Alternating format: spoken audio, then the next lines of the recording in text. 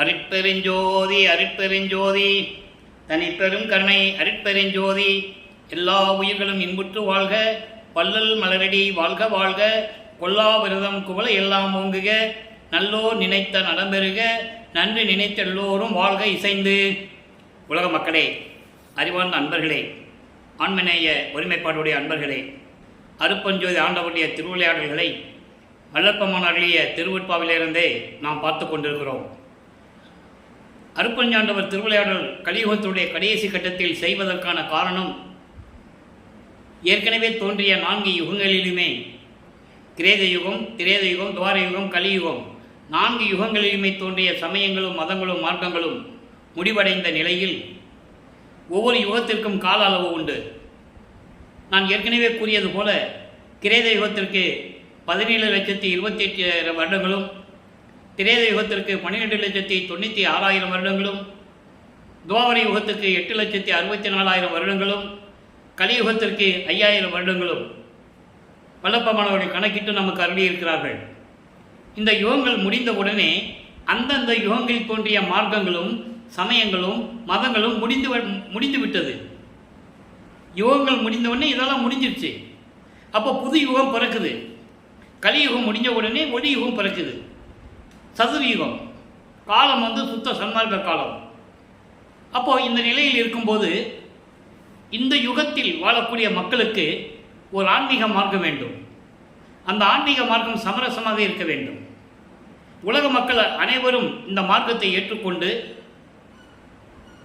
ஒன்றுபட்ட நிலையில் இன்புற்று வாழ வேண்டும் என்பதற்காகவே அருட்பெருஞ்சோதி ஆண்டவர் சுத்த சன்மார்க்கத்தை நிறுவி அதை தன் மகன் கையில் கொடுத்து இந்த பிரபஞ்சத்தை இயக்குவதற்காக இந்த பூலகத்திற்கு ஒரு தாயின் வழியாக வருவிக்க செய்தார் அருட்பெருஞ்சோதி ஆண்டவர். தன் அருளால் பெற்றெடுத்த ஒரு ஆண்மகனை, செல்வப்பிள்ளை என்று பெயரிட்டு வளர்த்து கொண்டிருந்த தனது மகனை இந்த உலக மக்களெல்லாம் சுத்த சன்மார்க்கத்திலே இருக்க வேண்டும், உலக மக்களெல்லாம் இன்புற்று வாழ வேண்டும் என்பதற்காகவும், உயிர் நேயம் உயிர் இரக்கம் உலக மக்களிடையே இருக்க வேண்டும் என்பதற்காகவும் தனது மகனை ஒரு தாயின் வழியாக வருவிக்க செய்தார் என்பதை திருவெட்பா பாடல்களிலிருந்தே நாம் பார்த்து கொண்டிருக்கிறோம். அந்த வகையில் நமது பிள்ளை பெருமானவர்கள் வருவிக்கவுற்ற இடம் சிதம்பரம் அருகிலே மருதூர் என்ற கிராமத்திலே ராமைய பிள்ளை சின்னையம்மையாருடைய இல்லற வாழ்க்கையிலே மகனாக வருவிக்கவுற்றார். வருவிக்கவுற்றார் என்பது இறைவன் அருளால் வருவிக்கவுற்றவர். ஒவ்வொரு இறைவனும் ஒவ்வொரு காலகட்டங்களில் ஒரு அருளாளர்களை உருவாக்கியிருப்பார்கள், பிறக்க செய்திருப்பார்கள். ஆனால் வல்லப்பெருமான் வருவிக்கவுற்றவர் என்பது பிறப்பு இறப்பு இல்லாத நிலை. ஒரு காரியம் நிறைவேற வேண்டும், இறைவனுக்கு ஒரு காரியம் நிறைவேற வேண்டும், அந்த காரியங்கள் நடக்க வேண்டும். அதனால்தான் காரணம் காரியங்கள் கடந்த இறைவன் என்று சொல்லுவார் அருட்பெருஞ்சோதி ஆண்டவரை நமது பிள்ளை பெருமானவர்கள். அப்போ இறைவனுடைய காரியம் நடக்க வேண்டும், அந்த நோக்கம் நிறைவேற வேண்டும். அப்போ தான் ஒரு மகனை உருவாக்கி இந்த பூலோகத்தில் நடமாட செய்ய வேண்டும், உலக மக்களிடையே இருக்க வேண்டும். அப்போ இந்த சமயங்களும் மதங்களும் மார்க்கங்களும் சூழ்ந்திருந்த காலகட்டங்களில் தனது மகனையும் சைவ நெறியிலே பின்பற்ற செய்து, சிவபெருமானே நமச்சிவாயா, சிவாய நமா, சிவசிவா, ஓம் சிவா என்றெல்லாம் சொல்ல வைத்து, அதன் பிறகு தன் மகனுக்கு சுத்த சன்மார்க்கத்தை கொடுத்து உலக மக்களிடம் சொல்ல வேண்டும். அப்போ தனது மகன் சமயங்களையும் மதங்களையும் மார்க்கங்களையும் சொல்லப்பட்ட நெறிகளை பின்பற்றி இருக்க வேண்டும். அப்போதான் மக்கள் ஏற்றுக்குவாங்க. நான் அதில் இருந்து பார்த்தேன், எந்த விதமான பலனும் இல்லை, நான் அதை விட்டதனால் எனக்கு இந்த லாபம் கிடைச்சதெல்லாம் சொல்லுவார், பேருபதேசத்தில் சொல்லுவார். அதை நம்ம பின்னால் பார்க்க போகிறோம். அப்போ இந்த நிலையில் இருக்கும்போது, ஒரு தாயின் கருவறையிலே இருக்கும்போது எப்படியெல்லாம் திருவிளையாடல் நடந்தது என்பதையும், சிதம்பரத்திலே தன் மகனுக்கு எப்படி சிதம்பர ரகசியம் காட்டினார் என்பதையும் நாம் தெளிவாக விளக்கங்களோடு பாடல்களோடு பார்த்து விட்டோம். தனது மகன் கருவறையில் இருக்கும்போது, கருவறை இருட்டாக இருக்கிறதே தந்தையை என்று தன் தந்தையிடம் கூறும்போது, அருட்பெருஞ்சோதி ஆண்டவர் தன் மகனுக்கு ஒளி காட்டியதையும் வெளிச்சம் காட்டியதையும், பசி எடுக்கிறதே தந்தை என்று சொல்லும்போது தன் மகனுக்கு அருள் அமுதம் ஊட்டியதையும் நல்லா இந்த இடத்துல நீங்கள் நல்லா கவனிக்கணும். ஒரு தாயின் கருவறையிலே ஒரு குழந்தை இருக்கும்போது தாய் என்ன உணவு உண்கிறாளோ அந்த சத்து தான் அந்த குழந்தைக்கு போய் சேரும் இல்லையா? வல்லப்பெருமானுக்கு அப்படி அல்ல. தன் தந்தை அருளமுதம் ஊட்டியவர். அவர் கருவிலிருந்தே அருளமுதம் உண்டவர். காலங்களுக்கு ஏற்றபடி அவருக்கு மறைப்பு நிலை ஏற்படுகிறது. அதை தான் நம்ம விளக்கமாக இப்போ பார்த்துக்கிட்டு இருக்கோம். அப்போது தாயின் கருவறையிலிருந்து வெளியே வரும்போது பிரம்மன், திருமால், ருத்திரன் போன்ற பதத்தலைவர்களெல்லாம் எங்களை ஆளப்போகும் அருள்கடலே என்று வாழ்த்துகிறார்கள். அதன் பிறகு அந்த குடும்பம் ராமையா பிள்ளை அவர்கள் இறந்த பிறகு பொன்னேரிக்கு செல்லுகிறார்கள். அங்கே சில சூழ்நிலைகள் காரணமாக அங்கே தங்க முடியவில்லை. அவர்களால் சென்னையிலே வந்து தங்குகிறார்கள். அங்கே இப்போ வள்ளலார் நகர்னு ஒரு இடம் இருக்குது. அந்த வள்ளலார் நகரிலே ஏழுகணர் பகுதியிலே வீராசாமி முதலியார் தெருவிலே தங்கி அங்கே இருக்கிறார்கள். அப்போது நமது பிள்ளை பெருமானவர்கள் வளர்ந்து கொண்டிருக்கிறார்கள். நமது குழந்தை இறைவன் அவரை கொண்டு போய் பள்ளிக்கூடத்தில் சேர்க்கணும். கொண்டு போய் சேர்க்குறாங்க. பள்ளிக்கூடத்தில் படிக்க அவருக்கு மனம் இல்லை. காரணம், தனது மகன் யாரிடமும் இந்த உலக படிப்பை, இந்த சந்த படிப்பை படிக்கக்கூடாது. அருப்பஞ்சாண்டவர் அந்த மாதிரி திருவிளையாடல் செஞ்சிட்டு இருக்காரு. தன் மகன் யாரையும் குருவாக ஏற்றுக்கொள்ளக்கூடாது. சமயங்களிலும் மதங்களிலும் மார்க்கங்களில் இருக்க பின்பற்றி கொண்டு இருக்க வேண்டும். அந்தந்த காலகட்டத்திற்கு தன் மகனுக்கு அருளை கொடுக்க வேண்டும் என்ற நிலையில் 1823ஆம் ஆண்டு தொடங்கிய திருவிளையாடல் 30/1/1874 வரை 51 ஆண்டுகள் திருவிளையாடல் நடந்து கொண்டிருக்கிறது. இந்த 51 ஆண்டுகளையும் 8 ஆண்டுகளாக பிரித்து 6×8 48 கடைசி அந்த 3 வருஷம் தான் 51 வருஷத்தில் பாக்கி. அது மேட்டுக்குப்பத்தில் என்ன நடந்தது என்பதை பின்னால் பார்க்க போகிறோம். இப்போ முதல் 8இல் வல்லப்பெருமானவர்கள் வருவிக்க உற்று இந்த பூலோகத்திற்கு ஒரு தாயின் வழியாக வருவிக்க உற்று 8 ஆண்டுகள் வரையிலும் அவர் யார் என்ற தெரியாத நிலையில் இருந்து கொண்டிருக்கிறார். மனம் ஒரு நிலையில் இல்லை. ஏதோ இழந்தது போல அவர் தவித்துக் கொண்டிருக்கிறார். அந்த தவிப்பு மற்றவங்களுக்கு தெரியாது. உலகியலிலே ஒரு குடும்பத்தில் ஒரு பிள்ளை பள்ளிக்கூடத்தில் போய் சேர்த்தா படிக்க முடியலன்னு சொன்னால் கோபம் வரல, அவங்களுக்கு திட்டுவாங்க, ஏளனமாக பேசுவாங்க. படிக்காமல் இப்போ வந்துட்டியே, எப்படி நீ இப்படி ஊர் சுற்றிட்டேன்னு கேட்பாங்கல்ல. இதுக்காகவே அவர் நமது பிள்ளை பெருமானவர்கள் தனிமையை நாடுகிறார். அப்போ தனிமையான ஒரு இடம் வேணும். இப்போ சென்னையிலே கந்தகோட்டம் என்ற ஒரு இடம் இருக்குது. அங்கே போய் ஒரு முருகன் கோயில் இருக்குது. அங்கே போய் காலையில் எழுந்திரிச்சு யாருக்கும் தெரியாமல் வீட்டு விட்டு போயிடுவார். எல்லோரும் படுத்த பிறகு வீட்டுக்கு வருவார். இந்த நிலை தொடர்ந்து கொண்டு இருக்கிறது. அப்போ அங்கே இருக்கிறவங்களாம் சொல்லுவாங்க, அங்கே பிராமணர், அர்ச்சனை செய்கிற பிராமணர், அங்கே பெரியவங்கெல்லாம் சொல்லுவாங்கல்ல, ராமலிங்கம் தினமும் வந்து இங்கே இருக்கிறியாப்பா, முருகனை பற்றி ஏதாவது பாட்டு பாடேன் அப்படின்னு சொல்லும்போது முருகனை பற்றி பாடுகிறார். நல்லா நீங்கள் புரிஞ்சுக்கணும், முருகனை பற்றி பாடுகிறார். இந்த நிலை தொடர்ந்து கொண்டிருக்கும்போது 9வது ஆண்டு தொடங்குகிறது. அதாவது 2வது 8இலே அடியெடுத்து வைக்கிறார். 9வது ஆண்டு தொடக்கத்தில் இறைவன் அவர் முன் தோன்றி, மகனே, நீ என்னால் வருவிக்க உற்றவன், முன்பருவம் பின்பருவம் காட்டி உனக்கு அருள் செய்வேன், இப்போ ஞானத்தை மட்டும் பெற்றுக்கொள் என்ற நிலையில் தன் மகனுக்கு ஞானத்தை கொடுத்துவிட்டு மறைந்து விடுகிறார். நமது பிள்ளை பெருமானவர்களுக்கு மற்ற விஷயங்கள்லாம் தெரியாது, எல்லாம் மறைப்பு நிலையில் இருக்கும். அவர் இறைவனாகவே வருவிக்க உற்றவர். இறைவனுடைய மகன் தனது மகனை பூலோகிற்கு வருவிக்க செய்தார். இந்த நிலை அவருக்கு தெரியாது. ஒரு சாதாரண குடும்பத்தில் பிறந்திருக்கோம், அப்படி மட்டும் அவருக்கு தெரியும். இப்போ இறைவனால் ஆட்கொள்ளப்பட்ட பிறகு ஆண்டாறு 3 ஆண்டில் ஆட்கொண்ட அருள்கடலே என்று கூறுவார். ஆக 6+3 9வது ஆண்டில் இறைவன் தன்னை ஆட்கொண்டதை தெளிவுபட நமக்கு அருளியிருக்கிறார்கள் நமது பிள்ளை பெருமானவர்கள். அப்போ 9வது ஆண்டு இறைவனுடைய பிள்ளைன்னு தெரியும், இறைவனால் வருவிக்க உற்றவன் தெரியும். என்ன காரணம் தெரியாது. எதுக்காக வருவிக்க விட்டோம், என்ன காரணத்துக்காக நம்மளை பூலோகத்திற்கு இந்த இறைவன் வருவிக்க செய்தார் என்ற நிலை அப்போ அவருக்கு தெரியாது. ஆக சிவபெருமானை முறையீடு செய்கிறார்.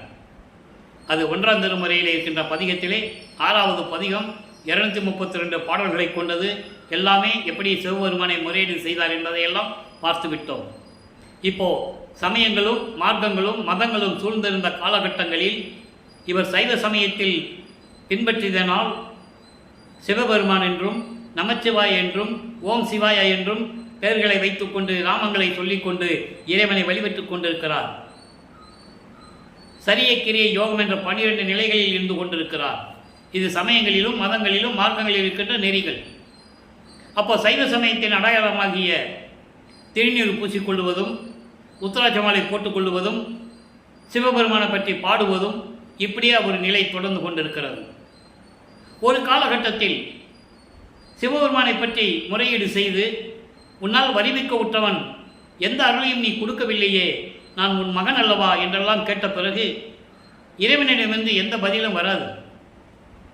அப்போ இவர் மனம் ஏங்குகிறது.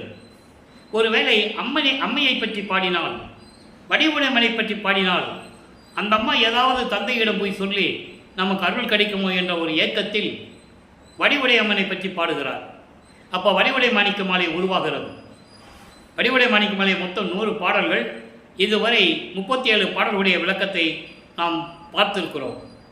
இன்னைக்கு 39வது பாடலுடைய விளக்கத்தை பார்க்க போகிறோம். இதுவரைக்கும் 38 பாடலுடைய விளக்கங்களை பார்த்திருக்கிறோம். இப்போ 39வது பாடல். ஒவ்வொரு பாடலிலும் வடிவுடை மலை பற்றி எப்படி அவளுடைய அருள் தன்மையை கூறுகிறார் என்பதையும், எப்படி முறையீடு செய்கிறார் என்பதையும் நாம் பார்த்து கொண்டிருக்கிறோம். உன் கணவனால் நான் வருவிக்க உற்றவன், நான் உன்னை பற்றி தினமும் பாடி பாடி நான் அழுத்து போய்விட்டேன், எந்த விதமான அருளையும் கொடுக்காமல் நான் மன வருத்தத்தில் இருந்து கொண்டிருக்கிறேன் தாயே, நீயாவது எனக்கு அருளை கொடுப்பாயா என்ற நிலையில் அந்த அம்மையை பற்றி பாடுகிறார். நல்ல கவனிங்க. 39வது பாடல். வான் ஆள் அடைவர் வறுமை உறார், நன்மனை மக்கள் பொன் பூனால் இடம் புகழ் போதம் பெறுவர், பின் புன்மை ஒன்றும் காணார், நின் நாமம் கருதுகின்றேன் ஒற்றி கண்ணுதல் பால் மான் ஆர்வம் உற்ற மயிலே வடிவுடை மாணிக்கமே. இது பாடல். இந்த பாடலை விளக்கம் பாருங்க. அதாவது உயர்ந்த நிலையை, உன்னை வணங்கினால் உயர்ந்த நிலையை அடைவார்கள், வறுமையில் இருக்க மாட்டார்கள், நல்ல மனைவி மக்களை பெற்றுக்கொண்டு செல்வம், இருக்க இடம், அதாவது வீடு, புகழ், இன்பம் எல்லாவற்றையும் பெறுவார்கள். உன்னை வணங்கிவிட்டால் பிறகு அவருக்கு துன்பமே வராது. பின் புன்மை ஒன்றும் காணார், துன்பமே வராது.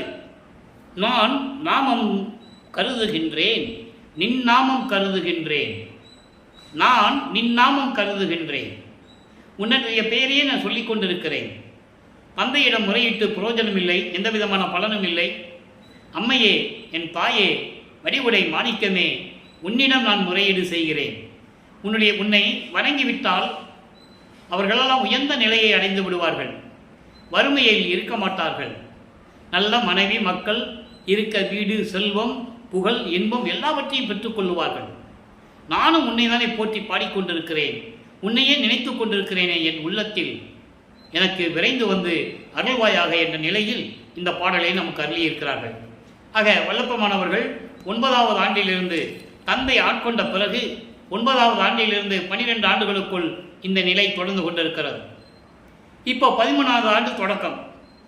13வது ஆண்டு தொடக்கத்தில் இவர் முதலாக திருவொற்றியூர் செல்லுகிறார். இவர் செல்லுகிறார் என்று சொல்லுவதை விட அருட்பெருஞ்சோதி ஆண்டவர் அவர் மனதை தூண்டி விடுகிறார்.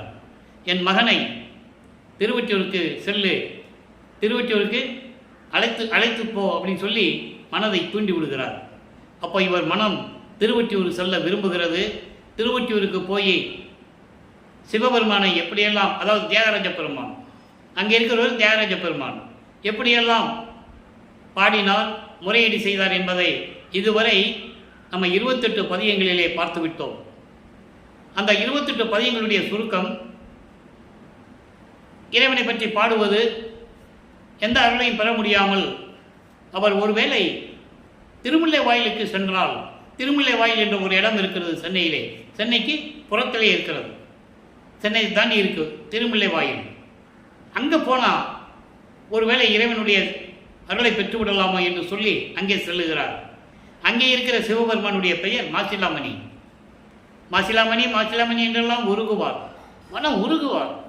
நமக்கே அந்த பாடலை படிக்கும்போது, அந்த விளக்கத்தை எல்லாம் கேட்கும்போது நம் கண்களிலே நீர் வரும். அப்போ நம் பிள்ளை பெருமானவர்கள் எப்படி இருந்திருப்பார் என்பதை நீங்கள் கொஞ்சம் நினைத்து பார்க்க வேண்டும். குழந்தை பருவம், குழந்தை பருவத்திலே இறைவனுடைய அருளை பெற முடியாமல் எப்படியெல்லாம் துன்பப்படுகிறார் என்பதை திருவுற்பாவிலிருந்து ஒவ்வொரு திருமுறையிலிருந்தும் ஒவ்வொரு பாடல்களிலிருந்தும் நாம் பார்த்து கொண்டிருக்கிறோம். ஏனால் உண்மைகளை கூற வேண்டுமென்றால் பாடலை சொல்லிதான் விளக்கத்தை கூற வேண்டும். இது கற்பனையாகவோ கதையாகவோ சொல்ல முடியாது. அப்போ அந்த மாசிலாமணின்னு உருகி உருகி பாடுவார். என்னை இந்த பூலோகத்துக்கு அனுப்பிட்டு என்னை சிக்கலில் மாட்டிவிட்டு இப்போ நான் உங்ககிட்ட வந்து நிற்கிறேன், என்ன ஏதுன்னு கூட கேட்க மாட்டேன்ற, ஊமை மாதிரி நிற்கிறே அப்படின்லாம் பேசுவார். அங்கேயும் எந்த விதமான பலன் கிடைக்காததால் திருவள்ளித்தாயம் என்ற ஒரு இடம் இருக்குது, திருவள்ளித்தாயம் சென்னைக்குள்ளே இருக்குது, அங்கே போவார். அங்கே போய் இறைவனிடம் முறையீடு செய்வார். கந்த துணி கட்டிகிட்டு இருப்பார் சிவபெருமான். எனக்கும் கொடு, கந்த துணியை கட்டிகிட்டு இருக்கேன், அப்பனும் பிள்ளையும் சேர்ந்து நிற்போம், வரம் போகிறவங்களாம் பார்க்கட்டும். பெத்த பிள்ளையை தெருவில் விட்டுட்டேன்னு ஒன்றை தான் சொல்லுவாங்க, அந்த இழிச்சொல்லுக்கும் பழிச்சொல்லுக்கும் ஆளாகாமல் விரைவில் வந்து எனக்கு அருள்வாயாக, அதை நினைத்தால்தான் எனக்கு பயமாக இருக்கிறது, நீ விரைவில் வா என்றெல்லாம் சொல்லி பாடுவார். எந்த விதமான பிரயோஜனம் இல்லை. ஆக இந்த நிலை தொடர்ந்து கொண்டிருக்கும் போது சிகாமணி மாலை என்ற பதியத்தில் இருக்கின்ற பாடலை பார்த்து கொண்டிருக்கிறோம். வடிவுடை மாணிக்க மாலையிலே எப்படி அம்மனை பற்றி பாடுகிறார், எப்படி முறையீடு செய்கிறார், எப்படி அருள் வேண்டும் என்று வேண்டுகிறார் பார்த்துட்டோம். இப்போ சிகாமணி மாலையில் என்ன சொல்றார்? புல்வாயில் முன்னர் புலி போந்து என போந்து நின்ற கல்வாய் மனத்தரை கண்டு அஞ்சினேனை கடைக்கணிப்பாய் கடைக்கணிப்பாய் அல்வாய் மணி மிடற்று ஆரமுதே அருள் ஆன்ற பெரும் செல்வா வைத்தியநாதா அமரர் சிகாமணியே. நமது குழந்தை இறைவன் அந்த பருவத்திலே எப்படியெல்லாம் ஞானத்தை பெற்றுக்கொண்டு இறைவனை பற்றி பாடுகிறார் என்பதை நீங்கள் கொஞ்சம் நினைத்து பார்க்க வேண்டும். அந்த நிலையில் என்ன தெரியும் அந்த குழந்தை இறைவனுக்கு? இறைவனுடைய மகன் மட்டும்தான் தெரியும். திருவுற்பாவில் இருக்கின்ற உண்மைகளை மக்களிடம் யாரும் கூறவில்லையே என்பதுதான் ஒரு வேதனையான விஷயம், வருத்தமான விஷயம். மக்களுக்கு தெரியாது. அப்போ இந்த நிலையில் இருக்கும்போது சிகாமணியிடம் எப்படி கூறுகிறார்? இறைவனை சிகாமணி என்று கூறுகிறார். சிவபெருமானுக்கு எவ்வளவோ பெயர்கள் உண்டு. ஆனால் அருப்பெருஞ்சாண்டவருக்கு ஒரே பெயர் தான் அருப்பெருஞ்சோதி ஆண்டவர். எத்தனையோ மார்க்கங்கள் உண்டு. அது அந்தந்த சமய தலைவர்கள் மத தலைவர்கள் உருவாக்கியது. தசமார்க்கம், சர்புத்திர மார்க்கம், சகமார்க்கம், சமய மார்க்கம், கலங்க மார்க்கம், பஸ்ம மார்க்கம், இப்படி நிறைய மார்க்கங்கள் உண்டு. எல்லாம் முடிவடைந்து விட்டது. இப்போ சுத்த சன்மார்க்கம் ஒன்று தான் இருக்கு. அதை நம்ம இன்னைக்கு பாடலில் பார்க்க போகிறோம். இறைவன் என்ன சொல்கிறான்னு பார்ப்போம். இப்போ சிகாமணி மாலையில் என்ன சொல்கிறாரு? அதாவது புல் மேய்ந்து கொண்டிருக்கும் மான் முன்னால் ஒரு ஆண் புலி வந்து நின்னால் அந்த மான் எப்படி அஞ்சு ஓடும். அதுதான் சொல்றாரு, புல்வாயின் முன்னர் புலி போந்து என போந்த நின்ற. ஒரு மான் புல்லு மேய்ஞ்சிக்கிட்டு இருக்கு, அந்த இடத்துல திடீர்னு ஒரு ஆண் புலி வந்ததுன்னு வச்சுக்கங்க. ஆண் புலி வருதுன்னா அந்த புலியை பார்த்த உடனே மான் என்ன பண்ணும்? மிரடும், ஓடும், பயந்துட்டு ஓடும், உயிருக்கு பயந்துட்டு ஓடும். அதுபோல கல்வாய் மனத்தரை கண்டு அஞ்சினேனை.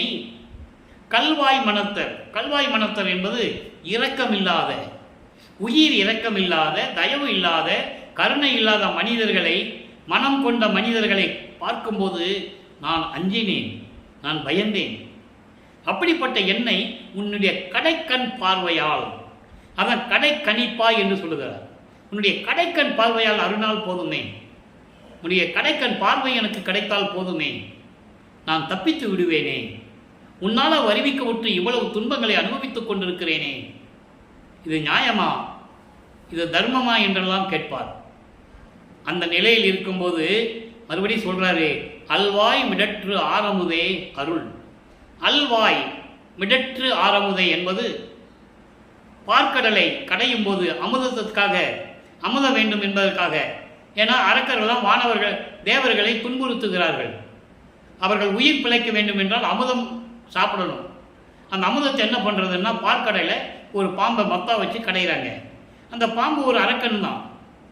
அப்போ அமுதம் வரும்போது அந்த பாம்பு விஷத்தை அதில் கக்குது, உமிழ்கிறது. அப்போ என்ன செய்யறதுன்னு தெரியாமல் எல்லாரும் திகைத்து கொண்டிருக்கும் போது சிவபெருமான் அதை உண்டு கழுத்திலே நிறுத்தி கொள்ளுகிறார். அதான் சொல்றாரு, அல்வாய் மிடற்று ஆரமுதே நஞ்சுண்டு உனது கழுத்திலை நிறுத்தி கொண்ட இறைவனே அருள், எனக்கு அருள்வாயாக. நான் என்ன செய்ய முடியும்? உன்னால் வருவிக்க உற்றவன் நான். யார்கிட்ட போய் நிற்க முடியாது. எல்லாருக்கும் தெரியும் நான் உன்னுடைய மகன்னு. அப்போ நான் யார்கிட்ட போய் நிற்க முடியும்?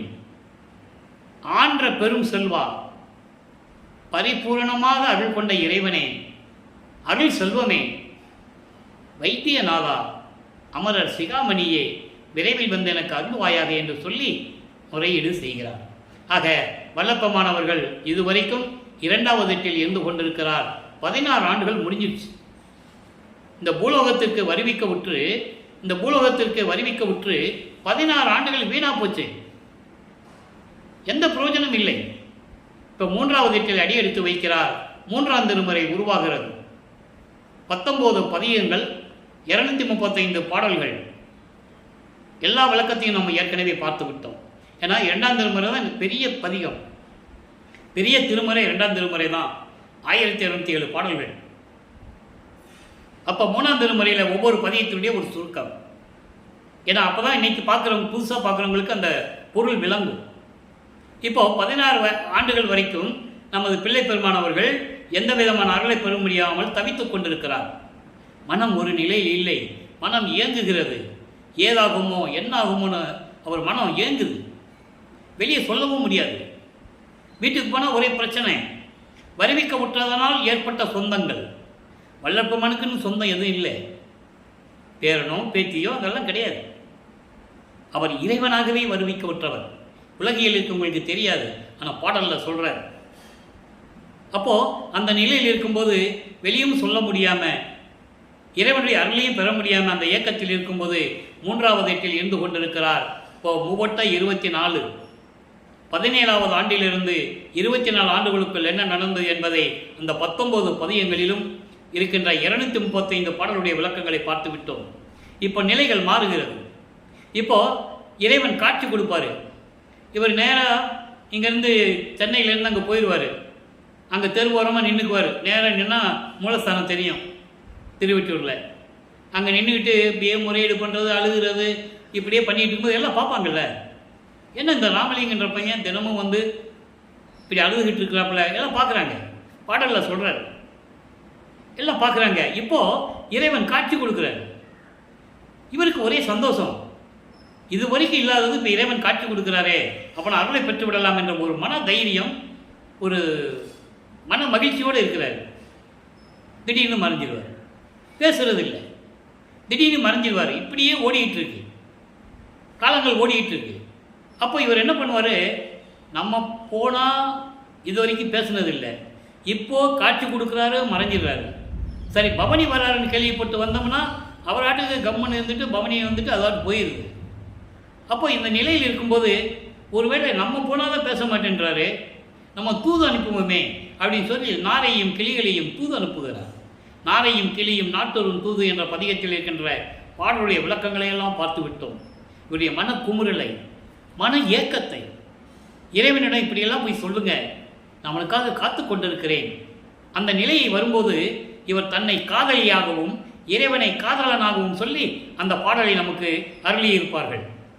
ஏனென்றால் காதல் இருக்க வேண்டும் என்றால் ஒரு ஆணும் பெண்ணும் இருக்க வேண்டும். அப்போதான் அந்த காதல் ருசிக்கும். அந்த நிலையில் இருக்கும்போது இறைவன் மீது காதல் கொண்டுள்ளதனால் அந்த நிலையெல்லாம் நமக்கு பாடல்களிலே அருளியிருந்தார்கள், பார்த்து விட்டோம். தூது அனுப்பியும் புரோஜனம் இல்லை. அப்போ என்ன பண்ணுவார்? உலகில் இருக்கிறாரு, சமயங்களையும் மதங்களையும் சார்ந்து இருக்கிறாரு. ஒருவேளை குறி கேட்க போகலாமோ, ஜோசியம் கேட்க போகலாமான்னு போகிறாரு. அப்போ அந்த 2 பதியங்களையும் பார்த்துட்டோம். குறியாராய்ச்சி என்ற பதிகத்திலே ஒரு குறைச்சி பெண்ணிடம் போய் எப்படி குறி கேட்கிறார் என்பதையும், ஜோதிட நாடல் என்ற பதிகத்திலே எப்படி ஒரு ஜோதிடத்தை போய் கேட்கிறார் என்பதையெல்லாம் பார்த்து விட்டோம். எந்த விதமான பலனும் இல்லை. இறுதியாக 19வது பதிகம் காதல் மாட்சி என்ற பதிகத்திலே 10 பாடல்களிலே இருக்கின்ற விளக்கங்களை எல்லாம் பார்த்து விட்டோம். அங்கே தான் சிவபெருமான், தியாகராஜ பெருமான் இவரை பார்த்து தெருவழியாக ஓடுவதும், இவர் எப்படி இன்னைக்கு பிடிச்சிடணும் முடிவு பண்ணி நிற்கிறாருங்க. எப்படி இன்னைக்கு பிடிச்சிடணும் இறைவனை அப்படி நிற்கும்போது காட்சி கொடுக்குறாரு. இவர் சந்தோஷமாக மெய்மறந்து இருக்கிறார். பாட்டில் சொல்கிறார், நான் மெய்மறந்து இருந்தேன் அப்படின்னு சொல்லுவார். இப்படி ஏமாத்துவான்னு எனக்கு தெரியாது. ஏமாத்தலாம் நினச்சிருந்தா நான் கண்ணை மூடிட்டு கூட இருந்திருக்க மாட்டேன். நான் மெய்மறந்து கண்ணை மூடி மெய்மறந்து இருக்கும்போது கன்னத்தை கிள்ளிட்டு அப்படியே நான் திரும்பி பார்க்கும்போது அவர் என்னை திரும்பி பார்க்காமல் தெருவழியாக ஓடுகின்றார் அப்படின்லாம் சொல்லுவார். ஆக சிவபெருமான் இவரை பார்த்து தெருவழியாக ஓடுவதும் இவர் பின்னாலேயே ஓடுவதும் அந்த ஓட்டத்தை பிடிக்க முடியவில்லை என்று சொல்லுவார். ஏன்னா அப்போது நமது பிள்ளை பெருமான் அவர்களுக்கு எந்த விதமான சக்தி இல்லை, எந்த விதமான அருளையும் பெற முடியவில்லை இறைவனிடமிருந்து. நல்லா புரிஞ்சுக்கணும் நீங்கள். அப்போ இந்த நிலையில் இருக்கும்போது அங்கே ரோட்டில் இருக்கிறவங்க பார்ப்பாங்கள்ல, தெருவில் இருக்கிறவங்க, என்னப்பா ராமலிங்கம் தினமும் நாங்கள் பார்க்குறோம் தெருவழியாக ஓடிக்கிட்டு இருக்க, என்ன விஷயம்னு கேட்குறாங்க. பாடலில் இருக்குது, விளக்கம் இருக்குது. அப்போது அவர் சொல்கிறாரு, என்னை பார்த்து சிவபெருமான் ஓடுறாரு, ஏன் ஓடுறாருன்னு தெரியல, எதுக்கு ஓடுறாருன்னு தெரியல. அப்பவும் இவர் அவருடைய குழந்தைன்னு சொல்ல மாட்டார், அவரால் வருவிக்க விட்டோன்னு சொல்ல மாட்டார். நானும் பின்னால் ஓடினேன், ஓட்டத்தை பிடிக்க முடியல அப்படின்னு சொல்கிறார். அப்போ அவங்க சொல்கிறாங்க, என்னப்பா ராமலிங்கம் நீ கதை சொல்கிற, இந்த கலியுகத்தில் சிவபெருமான் வந்து உனக்கு காட்சி கொடுத்தாராம், ஓடினாரா, நீ பின்னால் ஓடினையா, அதெல்லாம் நாங்கள் நம்ப தயாராக இல்லை அப்படின்லாம் சொல்லுவாங்க. அப்போ அதுக்கும் பதில் சொல்லுவார். ஒரு பதிகத்தில் 10 பாடலில் பதில் சொல்லுவார். நீங்கள் என்ன சொன்னாலும் சரி, நீங்கள்லாம் சொல்கிறீங்க அவன் சோத்துக்கு இல்லாமல் பிச்சை எடுக்கிறான், இருக்க இடம் இல்லாமல் எங்கே சுடுகாட்டில் போய் படுத்துக்கிறான், உடம்பெல்லாம் எரிஞ்ச பெணங்களுடைய சாம்பலை பூசிக்கிறான், உடம்பு நாருமே, கழுத்தில் பாம்பு வச்சுருக்கானே, நீ பானம் பாம்பு கொத்துமே, இப்படியெல்லாம் நீங்கள் சொல்கிறீங்க. இருந்தாலும் பரவாயில்லை, அவன் மீது நான் காதல் கொண்டுள்ளேன், அவனுடைய அருளை பெறாமல் நான் விடமாட்டேன், அவனுடைய காதலை நான் கனவிலும் மறக்க முடியாதுன்றா சொல்லுவார். அந்த பதிகளெல்லாம் முடிந்த பிறகு வல்லப்பெருமான் அவர்கள் 3வது எட்டை பூர்த்தி செய்கிறார். இப்போ 4வது எட்டில் அடி எடுத்து வைக்கிறார். 4 8 32. 25வது ஆண்டிலிருந்து 32 ஆண்டுகளுக்குள் என்ன நடந்தது என்பதை 4ஆம் திருமுறையிலிருந்து பார்த்து விட்டோம். 4ஆம் திருமுறை உருவாகிறது. 8 பதிகங்கள், 197 பாடல்கள்.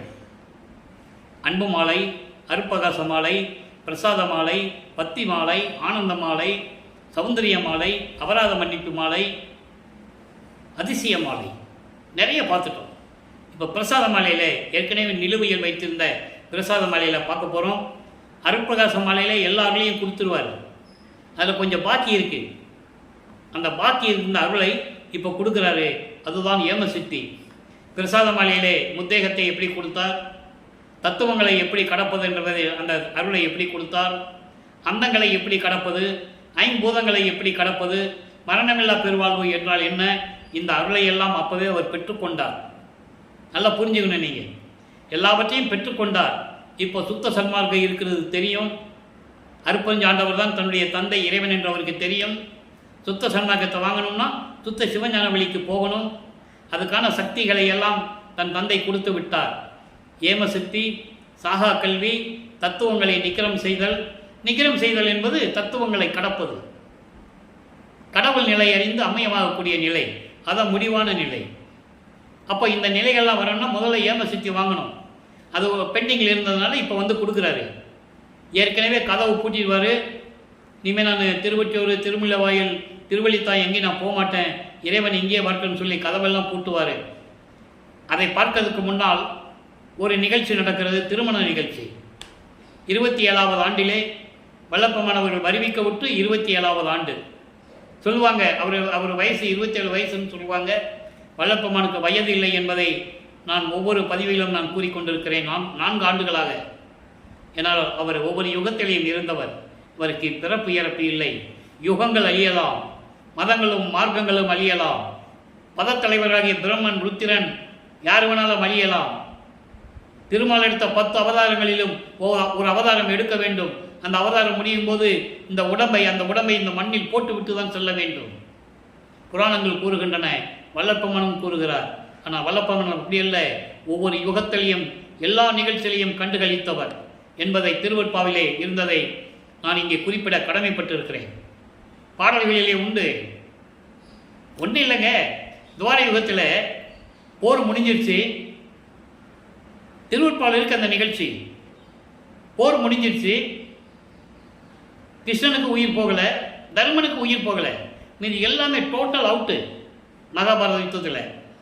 அப்போ தர்மனுக்கு உயிர் போகலை, என்ன பண்ணுவான் கேட்குறான் கிருஷ்ணன்கிட்ட, எனக்கு தெரியாதப்பா, தவம் இரு, ஒளி ரூபத்தில் ஒரு ஆள் வருவார், அவர்கிட்ட சொல்லிக்கோ. தருமன் தவம் இருக்கிறான், உயிர் போகவில்லையே என்று ஏங்குகிறான். அருப்பெருஞ்சாண்டவர் வருகிறார். தர்மன் சொல்லுகிறான், என் உயிர் போகவில்லை என்று சொல்லும்போது திரும்பி படும் சொல்லி நெஞ்சிலே கால வைத்து மிதிப்பார், தர்மனுடைய உயிர் போகும். தருமன் உயிர் நலிய உதைத்தார் என்று சொல்லுவார். தருமன் உயிர் நலிய உதைத்தார். நிறைய நிகழ்ச்சிகள் திருவெற்பாவில உண்டு. சூரியனுடைய பல்லை இருத்தது, பல்ல உடைச்சது, நிறைய நிகழ்ச்சிகள்லாம் உண்டு. ஆனால் யாரும் மக்களிடம் அந்த பாடல்களுடைய விளக்கங்களை எல்லாம் கூறவில்லை. இந்த அடியேன் ஒவ்வொரு இடத்திலும் நான் அதை கூறியிருக்கிறேன். இந்த பதிவிலே நீங்கள் பழைய பதிவுகளிலே பார்த்துக் கொள்ளலாம். இப்போ இந்த நிலையில் இருக்கும்போது திருமண நிகழ்ச்சி நடைபெற்று கொண்டிருக்கிறது. அந்த திருமணத்திற்கு வாழ்த்துவதற்காக பிரம்மன், திருமால், ருத்திரன் போன்றவர்களாம் வந்து காத்து கொண்டிருக்கிறார்கள் வாழ்த்துவதற்காக. நம்மளை எல்லாம் ஆளப்போகும் அருள்கடலே, அருள்கடல், வளர்ப்பமனை அருள்கடல் என்று கூறுவார்கள். பிரம்மனும் திருமாலும் லட்சுமி சரஸ்வதியும் வந்து வணங்குவார்கள். ஆடி பாடி அவரை வணங்கிவிட்டு செல்லுவார்கள். பாட்டு உண்டு, யாரும் மறுக்க முடியாது, திருவெற்பாவிலே உண்டு. அந்த நிலைகளெல்லாம் மாறிய பிறகு இவர் தனக்கொடி அம்மையாருக்கு தாலி கட்டி, அதாவது திருமாங்கல்யம் பூட்டி, அந்த அம்மாவுக்கு மோட்ச விட்டை காட்டி விமோசனத்தை கொடுத்து அந்த அம்மாவுடைய கர்ம வினைகளையெல்லாம் நீக்குகிறார். இது நடக்க வேண்டும் என்பதற்காகத்தான் அந்த அம்மையாரும் இவர் வருவிக்க உற்ற குடும்பத்திலே ஒரு பெண்ணாக பிறக்கிறார். பிறந்து இவருக்கு தாய்மாமனாகிறார். இவர் வந்து அந்த பொண்ணுக்கு தாய்மாமனாகிறார். அந்த உறவு முறையிலே திருமணம் நடக்கிறது. அது உலகியல் உறவு முறை. நல்லா புரிஞ்சுக்கணும் நீங்கள். உலகியலிலே உறவு முறை அப்படிதான் அது நடக்கணும். இறைவனுடைய திருவிளையாடல் எல்லாம் முடித்த பிறகுதான் வீட்டுக்குள்ளே அமர்ந்து கொண்டு கதவை பூட்டிக் கொள்ளுகிறார். அதன் பிறகு இறைவன் எப்படி கதவை திறந்து அருளை கொடுத்தார் என்பதை எல்லாம் 2ஆம் திருமுறையிலே பார்த்து விட்டோம். 5ஆம் திருமுறையிலே பிரசாத மாலையிலே என்ன கூறுகிறார்? விடுபட்ட அந்த சக்தியை, விடுபட்ட அந்த சித்தியை, விடுபட்ட அந்த அருளை எப்படி கொடுக்கிறார் என்பதை பிரசாத மாலையிலே கூறுகிறார். 4வது பாடல். இது வரைக்கும் 3 பாடல்களுடைய விளக்கத்தை பார்த்துட்டோம். இப்போ நல்லா கவனிங்க. இங்கே நமச்சிவாயம் வராது, சிவாய நமன் வராது, ஓம் சிவா, சிவசிவா அப்படியெல்லாம் வரவே வராது. காரணம், அந்த நிலைகள் எல்லாம் தாண்டி விட்டார் வெள்ளப்பமானவர்கள். சமயங்கள், மதங்கள், மார்க்கங்கள் எல்லாம் விட்டுவிட்டார். உலகியல் பற்றை நீக்கிவிட்டார். அப்போ சரியக்கிரி யோகம் என்ற 12 நிலைகளையும் கடந்து விட்டார். இப்போ கடைசியாக இந்த அருளை பெற்ற பிறகு 4வது எட்டு முடிந்தவுடனே 33வது ஆண்டில் எப்படி சுத்த சன்மார்க்கத்தை வாங்குவதற்கு விண்ணில் பறந்து கொண்டிருக்கிறார் அண்டங்களை கடந்து என்பதை நாம் ஏற்கனவே பார்த்து விட்டோம். இப்போ இந்த பாடலில் என்ன சொல்றாரு? ஆர் அமுதே அடியே நான் அருமை அறியேன். ஆர் அமுதே, இறைவனே, நான் சமயங்களிலும் மதங்களிலும் மார்க்கங்களிலும் இருந்து கொண்டு என்னை இந்த உலகிற்கு நீ வருவிக்க செய்த பிறகு இந்த அடியேனுடைய அருள் அருமையை தெரியாமல் இருந்து கொண்டிருந்தேன். ஆட்கொள்கிற வரைக்கும் தெரியாமல் இருந்து கொண்டிருந்தேன். அறியாதே மறுத்த பிழை அத்தனையும் பொறுத்து, நான் தெரியாமல் நான் செய்த பிழைகள், தவறுகள் அத்தனையும் மன்னித்து, அத்தனையும் பொறுத்துன்னு சொல்கிறேன், அத்தனையும் மன்னித்து வாரம் உற என்னை அழைத்து என்பது வாமகனை என்று உரிமையோடு என்னை அழைத்து திரும்பவும் அண்டர்லைன், திரும்பவும்னா ஏற்கனவே நிறைய அருளை வாங்கியாச்சு, இது பாக்கி இருக்கு. திரும்பவும் என் கரத்தை மகிழ்ந்து அளித்த பெரும் கருணை வண்ணம் என் தன் மனமும் சீருடைய கண்களும் விட்டு அகலாதே இன்னும் தெரிகின்றதாயினும், நீ வந்து என்னுடைய கையில் அந்த அருளை கொடுத்தையே, ஏமசித்தியே, விடுபட்ட அந்த அருளை எனக்கு கொடுத்தையே, அந்த காட்சி இன்னும் என் கண்ணுக்குள்ளேயே இருந்து கொண்டிருக்கிறது. கண்கொள்ளா காட்சியை இன்னும் என் கண்களை விட்டு அகலவில்லை. இருந்தாலும் தெரிகின்றதாயினும், அப்படி இருந்தாலும் என் சிந்தை உருகிலதே. அண்டர்லைன், என் சிந்தை உருகிலதே, என் உள்ளம் உருகவில்லையே, என் மனம் இறங்கவில்லையே, இரக்கம் இல்லையே, தயவு இல்லையே, கருணை இல்லையே என்று கூறுகிறார். காரணம், இன்னும் சுத்த சன்மார்க்கம் வாங்கவில்லை. சுத்த சன்மார்க்கத்தில் இருக்கின்றவர்களுக்கு தான் தயவு, கருணை, உயிரிரக்கம், உயிர் நேயம் எல்லாமே இருக்கும். அவனுக்கு தான் ஜீவகாருண்ய ஒழுக்கம் என்னென்ன புரியும். புரியுதா உங்களுக்கு? அதான் இந்த வார்த்தையை போடுறாரு. கடைசி கட்டத்தில் இருக்கிறார். 32வது ஆண்டினுடைய கடைசி கட்டம். என் சிந்தை உருகிலதே, ஈரமில்லா மரமும் இதுக்கு உருகல் அரிதல்லவே. ஈரமில்லா மரம், பட்ட மரம் கூட இதுக்கு உருகுமா என்ன? அப்படி உருகுனா ரொம்ப அதிசயமாச்சே அப்படின்னு சொல்றாரு. சொல்லிட்டு இனித்த நடம் புரிந்து மன்றில் தனித்த சிவக்குழுந்தே. திருச்சி சம்பளத்திலே சுத்த சிவஞான வெளியிலே திருவிளையாடல் செய்து கொண்டு அருள்நடனம் செய்து கொண்டிருக்கின்ற சிவக்கொழுந்தே, சிவநெறியில் இருக்கின்ற சிவக்கொழுந்தே என்று சொல்லுகிறார். அருப்பெருஞ்சோதியை சொல்லுகிறார். ஆக இந்த நிலையெல்லாம் முடிஞ்ச பிறகு 4வது எட்டு முடிந்தவுடனே வல்லப்பெருமான் அவர்கள் 5வது எட்டில் அடி எடுத்து வைக்கும்போது அவருக்கு 33வது ஆண்டிலிருந்து 40 ஆண்டுகளுக்குள் என்ன நடந்தது என்பதை ஏற்கனவே நாம் பதிவுகளிலே பார்த்து விட்டோம். அதனுடைய ஒரு சுருக்கம்.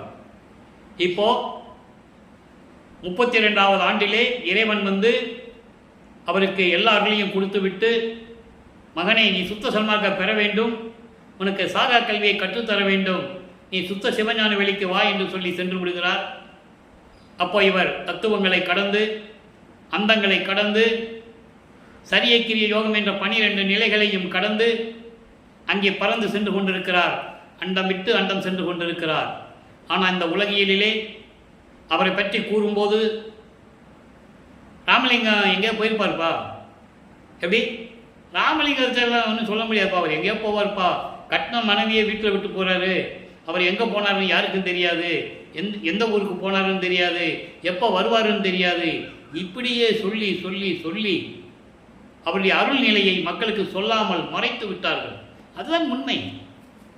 கூட இருந்தவர்களும் சரி, நான் யாருக்கும் காழ்ப்புணர்ச்சிக்காக இது கூறுவதில்லை, நடந்த உண்மையை கூறுகிறேன்.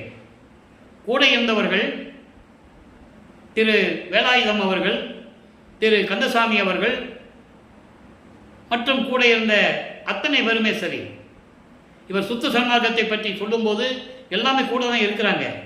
இருந்தாலும் அவர்கள் சமயங்களையும் மதங்களையும் மார்க்கங்களையும் விட முடியவில்லை, ஜாதி பற்றுகளை விட முடியவில்லை. அவங்களால் பெயருக்கு பின்னால் ஜாதிகளை போட்டுக் கொண்டிருந்தார்கள் என்பது எல்லாம் உண்மை.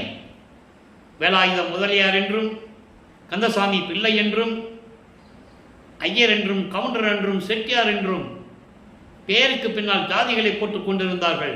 இது சுத்த சன்மார்க்கத்திற்கு முற்றிலும் எதிரானது. இருந்தாலும் கடைசி வரைக்கும் அதை அவர்கள் விட்டு கொடுக்க மனமில்லை. அதனால்தான் இறைவன் சொல்லுவார், வல்லப்பெருமான் சொல்லுவார், ஒரு பாடலிலே சொல்லுவார், அந்த விளக்கமெல்லாம் நான் ஏற்கனவே கொடுத்து விட்டேன், என் உடன் இருந்தவர்களெல்லாம் சதி செய்தனர் என்று கூறுவார். ஏன் கூறுகிறார் என்றால், இப்போ ஒரு உதாரணத்துக்கு எடுத்துக்கங்க. நான் ஏற்கனவே சொன்னது போல திருவொற்பாவை பற்றி பேசும்போது நான் எந்த நூல்களை பற்றியும் யாரை பற்றியும் கூடுமான அளவு பேசுவதில்லை. ஆனால் ஒரு சில இடங்களில் விளக்கம் கூற வேண்டியிருக்கிறது, மக்களுக்கு விளங்க வேண்டும். இப்போ ரமணர் இருந்தார், அவர்களுக்கு சீடர்கள் இருந்தாங்க இல்லையா? ராகவேந்தர் இருந்தார், அவர்களுக்கு சீடர்கள் இருந்தாங்க. ராமகிருஷ்ணர் இருந்தார், அவருக்கும் சீடர் விவேகானந்தன் என்ற ஒரு சீடர் இருந்தாப்புல. இமயமலையிலிருந்து குமரி வரைக்கும் போய் எல்லாவற்றையும் சொன்னாங்க. உலக மக்களுக்கு தெரிஞ்சது, ரமணர் இருந்தது தெரிஞ்சது, ராமகிருஷ்ணர் இருந்தது தெரிஞ்சது, ராகவேந்தர் இருந்தது இந்த உலகத்துக்கு தெரிஞ்சது. இறைவனே மக்களோடு இருந்த இறைவன் வல்லப்பெருமான் அவர்கள் இறைவனுடைய மகன், இறைவனுடைய ஆற்றலை பெற்றவர். அவர் கூட இருந்துக்கிட்டு மக்கள்கிட்ட சொல்லாமல் விட்டுட்டாங்களே, சிந்திச்சு பாருங்க. அப்போ என்ன அர்த்தம்னா, சமயங்களும் மதங்களும் மார்க்கங்களும் ஜாதிகளும் அவர்களை தடுத்தது. இது உண்மை. யாரும் பதில் கேட்டால் நான் சொல்ல தயாராக இருக்கிறேன். இது உண்மை. இது ஒருத்தரை இழிவாக பேச வேண்டும் என்றோ குற்றம் சாட்ட வேண்டும் நான் சொல்லுவதில்லை. சுத்த சன்மார்க்கம் ஏன் மக்களிடம் போய் விளங்கவில்லை? உடன் இருந்தவர்கள், இவர் இறைவனான பிறகு உடன் இருந்தவர்கள் என்ன ஆனார்கள்? உலக மக்களுக்கு தெரிவிக்க வேண்டும் இல்லையா? அந்த ஆதங்கம் தான் வருகிறது. அதனால தான் சுத்த சன்மார்க்கம் விளங்கவில்லை, இதுவரைக்கும் மக்களிடம் போய் சேரவில்லை. இன்னும் அந்த நிலையில் இருக்கும்போது வல்லப்பெருமானவர்கள் எல்லா அருளையும் பெற அங்கே சுத்த சன்மார்க்கத்தை பெறப்போகிறார். இது இருக்கிற பாடல்களுக்கு விளக்கம் எல்லாருக்குமே தெரியும், எல்லாம் படித்தவங்க தானே, மக்கள்கிட்ட சொல்லணும் இல்லை? சொன்னதான மக்களுக்கு தெரியும். இப்போ நான் சொல்கிறேன், அவர் சுத்த சன்மார்க்கவங்களுக்கு பறந்து சுத்த சிவனைவழிக்கு போயிட்டு இருக்கேன்னு நான் சொல்கிறேன். பாடலில் இருக்குது, தத்துவங்களை தனித்தனியாக கடந்தேன், தத்துவாதீத நிலையில் சித்தியல் முழுதும் தெரிந்தேன், அவை மேல் சிவநிலை தெரிந்திட சென்றேன். எங்கே சென்றாரு? சுத்த சிவஞான வெளிக்கு போனார். ஆனால் இங்கே இருக்கிறவங்க என்ன சொன்னாங்க? அவர் எந்த ஊருக்கு போனான்னு தெரியல, எந்த ஊரில் சுற்றிட்டு இருக்காருன்னு தெரியலப்பா, இப்படி தான் பேசிகிட்டு இருந்தாங்க. இது எப்படி சரியாகும்? எப்படி மக்களுக்கு விளக்க வைக்க முடியும்? அப்போ அங்கே போகிறாரு, அங்கே தேவர்கள்லாம் இவர்களை வரவேற்கிறார். என்ன ஒரே கூட்டமாக இருக்குது அப்படின்னு அவர் நினைக்கிறார். பாட்டில் இருக்கிற விளக்கத்தை, பாட்டில் விளக்கம் இருக்குது, ஏன் இவ்வளோ கூட்டமாக இருக்குது அப்படின்னு அவர் போய் கேட்குறாரு. தேவர்கள் சொல்கிறாங்க, நாங்கள் உள்ளே போக முடியாது, நீங்கள் போங்க சாமி அப்படின்னு கை காட்டுறாங்க. தந்தை மகனை வரவேற்கிறார். மகனை, இந்த ஆடைகள் எல்லாம் கலைந்து விட்டு புனித நீராடி புத்தாடை அணிந்து அணிகலன்கள் அணிந்து மங்கள கோலத்துடன் வருவாயாக. பாடல் உண்டு, யாரும் மறுக்க முடியாது. எங்கே நடக்குது? சுத்த சிவஞான வெளியில் நடக்குது. அண்டங்களை கடந்து, வெளிகளை கடந்து, பரவெளி, பரம்பரவெளி, பராபரவெளி, பெருவெளி, பெரிசுகவெளி, எல்லா வெளிகளையும் கடந்து நடக்குது இது. அங்கதான் சுத்த சன்மார்க்கத்தை வாங்குறாரு. தன் மகனை சிங்காசனத்தில் அமர வைத்து, மகனை, இனிமேல் இந்த சுத்த சன்மார்க்கம் உன்மார்க்கம், அதனால்தான் அவர் என் மார்க்கம்னு சொல்லுவார் என்று சொல்லி சுத்த சன்மார்க்கத்தை கொடுத்து சாகா கல்வியை கற்றுக் கொடுத்து, அந்த சாகா கல்வியை மகனுக்கு சொல்லி கொடுத்ததை பிரம்மன், திருமால், ருத்திரன்லாம் வெளியேந்து பார்த்துட்டு இருக்காங்க. முகத்தில் அப்படியே கோபமாக இருக்காங்களாம். நறுமுறுமெனவேன்னு சொல்லுவார் பாட்டில். நாகாதிபனும் நாராயணனும் நான்முகனும் நறுமுறுமெனவே, தெல்ல அமுதம் அளித்தாய் நானும் உண்டு துண்ணவே, சாகா கலையை பயிற்று தந்த தயவை சாற்றருக்கரிது. அற்புதமாக சொல்லுவார். இதெல்லாம் வாங்கிட்டு இங்கே மறுபடியும் பூலோகத்திற்கு வருகிறார். கருவூலிலே உறைவிடமாக கொள்ளுகிறார்.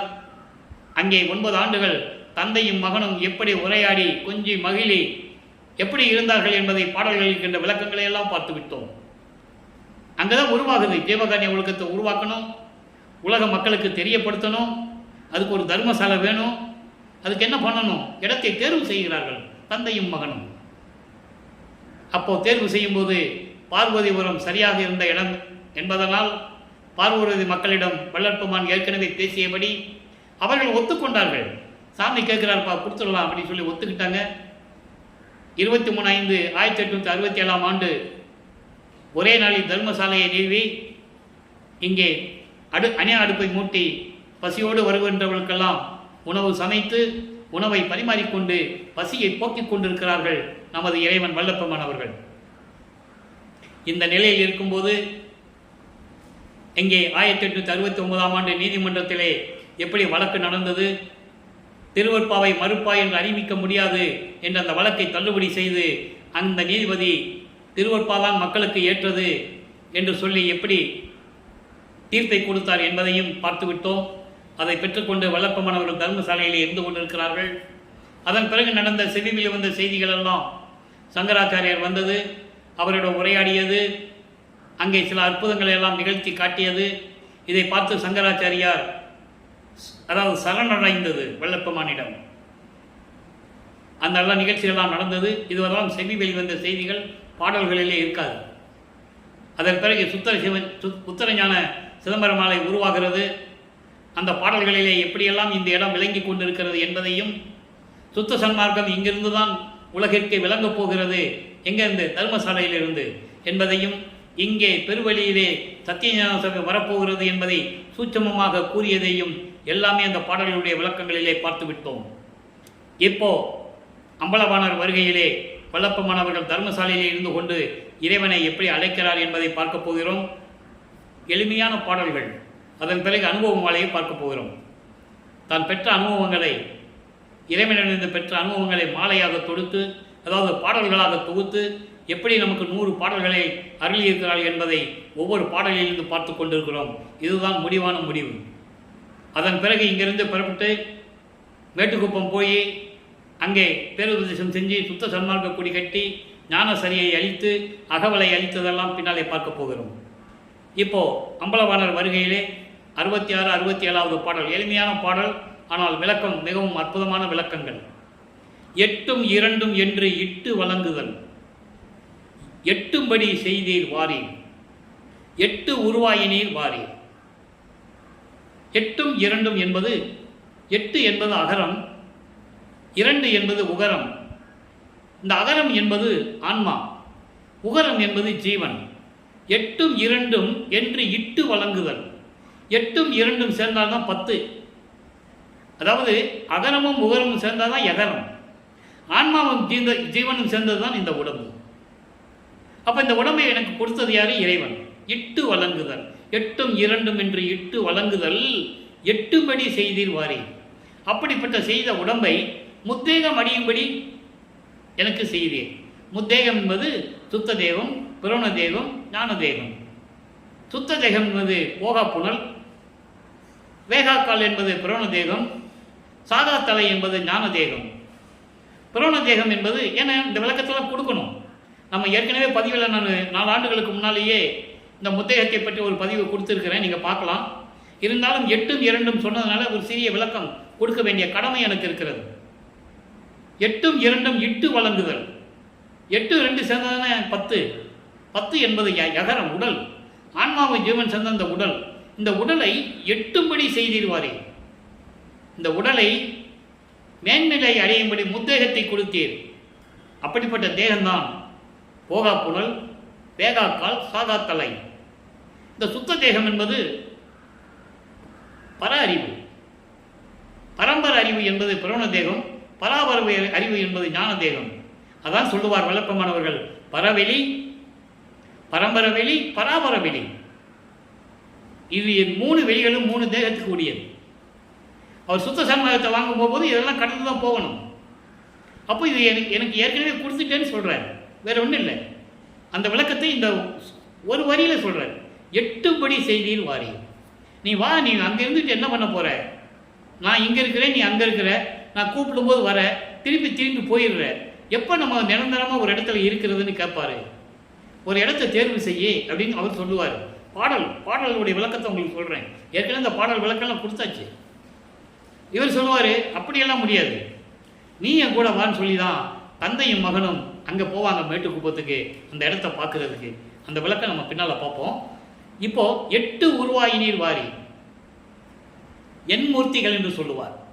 அதுக்கு ஒவ்வொரு குணத்தையும் சொல்லுவார். 8 குணங்கள்: தன்மையத்தனாதல், தூய உடம்பினாதல், இயற்கை உணர்வினாதல், முற்றிலும் உணருதல், இயற்கையாகவே பாசங்களை நீக்குதல், முடிவில் ஆற்றல் உடைமை, பேரின்ப உடைமை, வரம்பில் இன்ப உடைமை. இப்படி 8 குணங்கள் உண்டு. 8 மூர்த்திகளும் சொல்லுவார். அகவல்லவர் சொல்லுவார் 8 மூர்த்திகள். திருவடி புகழ்ச்சியிலையும் சொல்லுவார். அதில் தட்சிணாமூர்த்தி 1. அப்போ இந்த நிலைகள் எல்லாம் இருக்கும்போது 8 மூர்த்திகளாக இருக்கின்ற இறைவனே வாரீர் அருப்பெருஞ்சோதி ஆண்டவரே என்று கூப்பிடுகிறார். அடுத்து சொல்றார் பாருங்க, என்று கண்டாம் இது நன்று கொண்டு ஆளுகை என்று தந்தீர் இங்கு வாரீர். அதாவது எப்பொழுது அருளை பெறுவோம் என்று நான் திகைத்து கொண்டிருந்த போது, காத்து கொண்டிருந்த போது, எல்லா அருளையும் கொடுத்து நல்லபடியாக இந்த பிரபஞ்சத்தை நீ ஆள வேண்டும் என்று எனக்கு எல்லா அருளையும் கொடுத்தீரே இறைவனே வாரீர் என்று கூறுகிறார். அப்போ எல்லா அருளையும் பெற்றுக்கொண்டதை உலக மக்களுக்கு தெரிவிக்கிறார். அதை நீங்கள் நல்லா புரிஞ்சுக்கணும். எளிமையான வரி தான், சின்ன வரி தான், அவ்வளவு விளக்கங்கள் இருக்கிறது. நன்று கொண்டு ஆளுகை என்று தந்தீர். அதை தான் சொல்லுவார், ஆற்றின் முதலாம் தொழில் 5 தொழிலையும் தேக்கி அமுது நீ செய் என்றான். ஒரு பாட்டில் சொல்லுவார். எப்படின்னா, பிரம்மனும் திருமாலும் ருத்திரன் மகேஸ்வரன் சதாசிவம் இவங்க தனித்தனியாக செஞ்சுக்கிட்டு இருந்தாங்க. பிரம்மன் படைக்கும் தொழில், திருமால் காக்கும் தொழில், ருத்திரன் அழிக்கும் தொழில், மகேஸ்வரன் மறைக்கின்ற தொழில், மறைப்பு நிலையை கொடுப்பது. சதாசிவம் அருளை கொடுக்கக்கூடிய ஒரு நிலை. சதாசிவம் அருவம். இவங்க 4 பேரும் உருவம். பிரம்மன், திருமால், ருத்திரன், மகேஸ்வரன் உருவம், சதாசிவம் அருவம். தத்துவங்கள்லாம் தெய்வமானதடி, சதாசிவமானதடி. அகப்பை சித்தர்னு ஒருத்தர் இருந்தார். நான் சித்தர்கள் அவரை பற்றி மட்டும் தான் பேசுறது. பிரபஞ்சத்தின் உண்மையே அந்த பாடலில் புட்டு வைப்பார் அவர். அதனால் அவரை வெளி உலகத்துக்கு யார் கொண்டு வந்ததில்லை. அகப்பேய் சித்தர்னு அவருக்கு பேர். அகம் என்பது ஒரு பேய், மனம் என்பது ஒரு பேய். ஒரு இடத்துல இருக்காது. வல்லப்பமன் சொல்லுவார், மனம் ஒரு குரங்குன்னு சொல்லுவார். அப்போ அந்த பேய், அந்த அகப்பேய் சித்தர்லாம் அகப்பேய் சித்தர்னு ஆகிடுச்சு. அவர் சொல்லுவார், தத்துவங்கள்லாம் தெய்வமானதடி. எந்த தத்துவங்கள்? ஆன்ம தத்துவம், பிரம்மனுக்குரியது 24 தத்துவங்கள், விஷ்ணு தத்துவம் 7, திருமாலுக்குரியது, ருத்திர தத்துவம், ஈஸ்வர தத்துவம் என்று சொல்லுவார்கள் 5. இந்த தத்துவங்களால தெய்வம் ஆயிடுச்சான். சதாசிவமானதடி. சதாசிவம் அருவமாக இருக்கின்றவன். அதை தான் இங்கே சொல்கிறாரு. இப்படியெல்லாம் இருந்து கொண்டு எல்லா தொழிலையும் அவங்களுக்கு தனித்தனியாக கொடுத்துட்டு மொத்தமாக எனக்கு கொடுத்துட்டு ஏன்னு சொல்கிறார். பாடல் உண்டு திருவருட்பாவிலே, அதுக்குன்னு தனியாக பதிகமே இருக்குது. 10 பாடல்களையும் சொல்லுவார். அப்போ அந்த நிலையில் இருக்கும்போது நன்று கொண்டு ஆளுக என்று தந்தீர். என்ன தந்தீர்? எல்லாரையும் கொடுத்து இந்த பூலோகத்தில் என்னை வருவிக்க செய்து எல்லாமே செஞ்சீங்க. இப்போ இங்கு வாரீர், நீ வான்னு கூப்பிடுறாரு. தந்தையை கூப்பிடுறேன்னா காலங்கள் நெருங்கி கொண்டிருக்கிறது. 48 ஆண்டுகள் முடிவடைய போகுது. தர்மசாலையில் இருக்கிற வரைக்கும், வல்லப்பமன் இருக்கிற வரைக்கும் 48 ஆண்டுகள். அவர் வருவிக்க விட்டு 48 ஆண்டுகள். அப்போ 1823 48 கூட்டுங்க, கிட்டத்தட்ட ஒரு 1870 வச்சுக்காங்களேன். 70 71 அந்த ஆண்டுகளில் இருந்து கொண்டு இருக்கிறார் நமது பிள்ளை பெருமானவர்கள். அப்போ வான்னு கூப்பிடுறார். அன்று வந்தீர் இன்று வாரீர். எவ்வளோ அற்புதம் தெரியுமா? இந்த வரிக்கு 1 மாதம் விளக்க சொல்லணுங்க. அன்று வந்தீர் இன்று வாரீர். அன்று என்பது 4 நிலைகளில் கூறுகிறார். தன்னை அடியனாக வைத்துக் கொண்டது, அடியனாக்கி, பிள்ளையாக்கி, நேயனாக்கியே. அடிகளாக்கி கொண்டாய் என்னை அவலம் நீக்கியே. படியுள்ளோரும் வானுள்ளோரும் இதை நோக்கியே. பதியும் ஓரவாரான் என்பான் பரிவு தேக்கியே. அவருடைய நிலையை சொல்லுகிறார், அவர் ஆட்கொண்டதை. ஏனாதான் எனினும் யான் அம்மையின் அடிய நான் அறிந்தேன், இதயம் மலர்ந்தேன் என்று கூறுவார். ஒவ்வொரு யுகத்திலேயும் இருந்தவர், யாரும் மறுக்க முடியாது. திருவருட்பாலை அவ்வளவு விளக்கங்கள் உண்டு. புதியன் என்று என்னை போக்குதோரோ நீர் பூர்வித்தினும் பிரபஞ்சம் தோன்றிய காலத்திலிருந்தே நான் உனக்கு அடிமையாக இருந்தவன். தொன்று தொட்டு உன் பூங்குழலுக்கு அன்பு கொண்டவன். புதியன் அல்ல, தொன்று தொட்டு. அது ஒரு பாடலில் சொல்லுவார், தொன்று தொட்டு. ஆக அப்படி ஒவ்வொரு யுகத்திலையும் வல்லப்பமான இருந்தவன். ஏன் அகவழியில் கூட நீங்கள் தெரிஞ்சிருக்கலாம். ஊழிதோறும் ஊழி உழப்பராது ஓங்கி வாழி என்று எனக்கு வாய்த்த நன்னிதியே. ஊழிதோர் ஊழி உளவினும் அழியா உடமை அளித்தனன். இது ஒரு பாட்டில் சொல்லுவார். ஊழிதோறும் ஊழி உயிர் சிலைத்து ஓங்கினன். அது ஒரு பாட்டில் சொல்லுவார். இது ஏன் சொல்றோம்னா, அன்று வந்தீர் என்று, அன்று வந்தீர். அதுக்கப்புறம் இந்த பூலோகத்துக்கு வந்த பிறகு ஒரு தாயின் கருவறைக்கு வந்தீர், கருவறைக்கு வந்தீர். 5 மாத குழந்தையாக இருக்கும்போது சிதம்பரத்துக்கு வந்தீர். அங்கே வந்து பெருவெளியை காட்டினீர், அதாவது சிதம்பர ரகசியத்தை காட்டினீர். அதன் பிறகு எனக்கு மறைப்பு நிலை ஏற்பட்டு 9வது ஆண்டிலே ஆட்கொண்டீர்.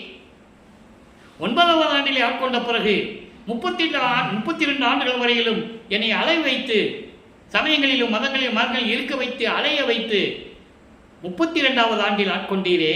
அன்று வந்தீரே, இன்று வாருங்கள் என்று கூப்பிடுகிறார். நல்லா புரிஞ்சுக்கணும், இவ்வளவு விளக்கங்கள் இருக்கிறது. அப்போ இன்று வாரி, சீக்கிரம் வாப்பா, நம்ம 2 ஒரே இடத்துல இருக்கணும், காலங்கள் போய்கிட்டு இருக்கு. ஏன்னா 51 ஆண்டுகளை கடக்க வேண்டும். இப்போ 48 ஆண்டுகளை கடந்து விட்டார் நமது பிள்ளை பெருமானவர்கள். இப்போ கடைசியாக அனுபவ மாலை என்ற ஒரு பாடலுடைய விளக்கம், 39வது பாடல். கொஞ்சம் நல்லா கவனிங்க. இறைவனுடைய நிலையை சொல்லுவது, இறைவனிலிருந்து எப்படியெல்லாம் அருளை பெற்றேன் என்று சொல்லுவது முடிவான முடிவு. தன்னை மனைவியாகவும் இறைவனை கணவனாகவும் வர்ணனை செய்து, உள்ளத்தை தோழியாக வர்ணனை செய்து, தோழியிடம் சொல்லுவது போல தன்னுடைய அனுபவங்களை உலக மக்களுக்கு நமக்கு அருளியிருக்கிறார்கள் வல்லப்பமானவர்கள். வெடித்து அழித்த முக்கணியின் வடித்த ரசந்தனிலே. பாடலை படிச்சிருந்தேன், அப்புறம் விளக்கம் உங்களுக்கு சுருக்கமாக சொல்லிடுறேன். விரும்புகிற உட்பிழிந்து எடுத்த கரும்பு ரதம் கலந்து தடித்த செல்லும் பால் பெய்து கொற்றேன் விட்டு அதனை தனித்த பராமுகத்தில் தான் கலந்து உண்டால் போல். முதல்ல இந்த 4 வரைக்கும் சொல்கிறேன். இறைவனை சொல்கிறார் எப்படி? நல்ல கனிந்து வெடித்த பழம். அப்போ அது எவ்வளோ சுவையாக இருக்கும்.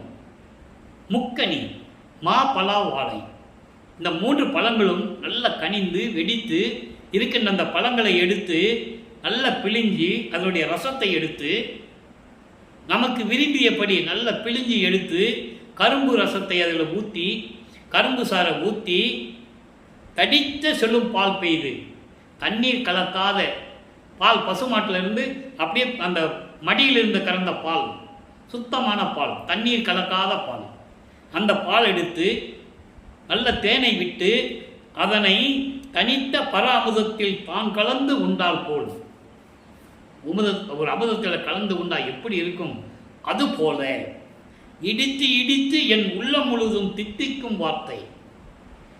அப்படிப்பட்ட இறைவன் இடித்து இடித்து இடித்து இடித்து என்பது தகட்ட தகட்ட தகட்ட தகட்ட என்பது நிறைவானது, நிறைவானது என்பது பரிபூரணமானது. நல்லா புரிஞ்சுக்கணும். அதான் இடித்து இடித்து என்று சொல்லுகிறார். பரிபூரணமாக என் உள்ளம் முழுவதும் தித்திக்கும் வார்த்தை இனிது உரைத்து. எப்படிப்பட்ட இறைவன் முதல்ல சொன்னாரு? நல்ல வெடித்து கனிந்த அந்த முக்கனியை எடுத்து மாப்பழா வாழை எடுத்து அதன் ரசம் எடுத்து கரும்பு சாறை ஊற்றி தண்ணி கலக்காத பாலை ஊற்றி நெய்யை ஊற்றி சாப்பிட்டா அமுதம் போல எப்படி இருக்குமோ அதுபோல என் உள்ளத்திலே பரிபூர்ணமாக நிறைந்து தித்திக்கும் வார்த்தை, எனக்கு தித்திக்கும் வார்த்தை இனிது உரைத்து எல்லாமே எனக்கு சொல்லிக் கொடுத்து மனம் முறிந்த என்னுயிர் நாயகனார். மனம் புரிந்த சொல்லிட்டாரா? தன்னை மனைவியாகவும் இறைவனை கணவனாகவும் வர்ணனை செய்தனால் மனம் புரிந்தார் என்று சொல்லுகிறார். மனம் புரிந்தார் என்பது ஆட்கொண்டது, முழுமையாக ஆட்கொண்டது. மனம் புரிந்துவது ஆட்கொண்டது வேற, முழுமையாக அருளை கொடுத்து ஆட்கொள்வது வேற. அதான் மனம் புரிந்தார் என்று சொல்லுகிறார். மனம் புரிந்தார். அப்படி ஆட்கொண்ட என்னுயிர் நாயகர் வான் பொடித்துடு மேனியர் அவரை புணரவல்லேன். என்னை ஆட்கொண்டாரை தவிர இன்னும் என்னிடம் வந்து கலந்து கொள்ளவில்லை என்று சொல்லுகிறார். அப்போ நான் கலந்து கொண்ட இடம் எது? மேட்டுக்குப்பம் சித்தி வளாகம். மறைமுகமாக சொல்கிறாரு, இன்னும் என்கிட்ட வந்து கலந்துக்கல, அவர் விண்ணுலகத்தில் இருக்கிறாரு, நானும் வாரி வாரி வாரின்னு கூப்பிடுறேன், வரமாட்டேன்றாரு. உலக மக்களுக்கு சொல்கிறார், அனுபவங்களை சொல்கிறார். எப்படிப்பட்ட இறைவன்? அப்படிப்பட்ட இறைவன் என் உள்ளத்தில் இருந்து கொண்டு பரிபூர்ணமாக இருந்து கொண்டு அவர் சொன்ன வார்த்தையெல்லாம் சொல்லி இனிமையாக என்கிட்ட பேசி எல்லா அருளையும் கொடுத்து என்னை ஆட்கொண்டார். அப்படிப்பட்ட இறைவன் வான் பொடித்துடு மேனி. வான் பொடித்துடு மேனியர் என்பது மின்னல் போன்று, தங்கம் எப்படி மின்னும் அதுபோன்று மேனி உடைய இறைவன். அதுபோல் மேனி உடைய இறைவன் அவரை உணரவல்லேன். இன்னும் அவரை நான் கலந்து கொள்ள முடியவில்லையே. அப்போ நெருங்கி கொண்டிருக்கிறார் வல்லப்பமானவர்கள். 40வது எட்டை முடிக்க நெருங்கி கொண்டிருக்கிறார். இந்த அனுபவாலை முடிஞ்ச உடனே நம்ம தர்மசாலையை விட்டுட்டு வல்லப்பம்மனோட எங்கே போகிறோம்?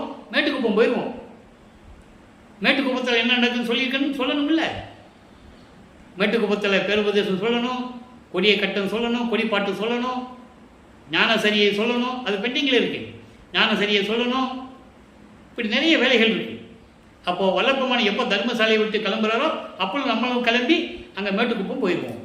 இப்போ சொல்கிறாரு, அப்படிப்பட்ட இறைவன் இன்னும் என்னை கலந்து கொள்ளவில்லை, என்னால் முடியவில்லை என்று சொல்லுகிறார். ஏன் முடியவில்லை? அவர் வருவதில்லை.